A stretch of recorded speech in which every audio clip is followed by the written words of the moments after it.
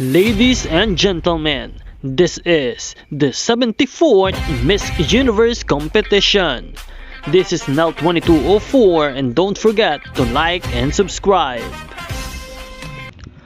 Magandang araw Pilipinas! Palaban si Miss Universe Philippines 2025 Atisa Manalo sa kanyang latest behind the scenes photo shoot bago lumipad patungong Thailand para sa prestihiyosong Miss Universe 2025 competition. Makikita sa mga eksena ang kanyang eleganteng presensya, fierceness at di matatawarang confidence na tunay na pang-internasyonal. Sa likod ng kamera, kitang-kita ng dedication ni Atisa. Every pose, every look, talagang pinag-isipan at pusong Pinay ang dala. Ang kanyang team ay all out din sa paghahanda. At mga kababayan, eto na nga, save the date dahil sama-sama nating ihahatid si Atisa Manalo sa kanyang Miss Universe journey on 6 AM sa November 2, 2025, Sunday sa NAIA Terminal 1 Departure Area.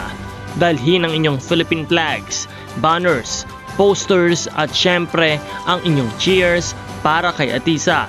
Let's give her the loudest and warm send-off ever.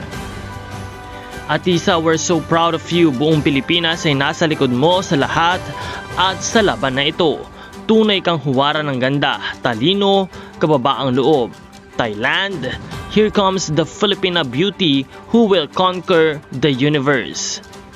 Kaya naman Pilipinas, this is it and let's all unite and send our queen off with love and pride.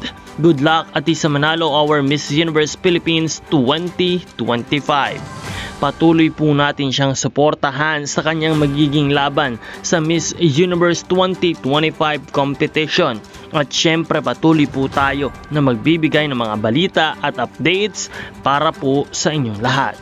Kaya't huwag kalimutan na mag-subscribe at magkita po tayong muli sa susunod na video. Maraming salamat sa inyong panonood. This is Nell 2204, ang inyong pageant blogger host.